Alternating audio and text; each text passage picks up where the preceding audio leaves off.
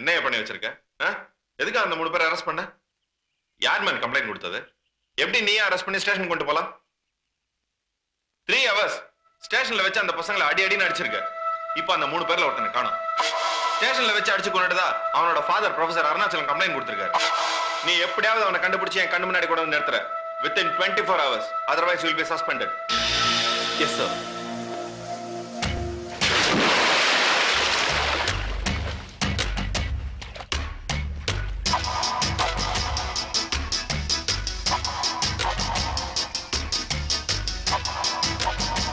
எங்கடா உன் ஃப்ரெண்ட் ராகவன்?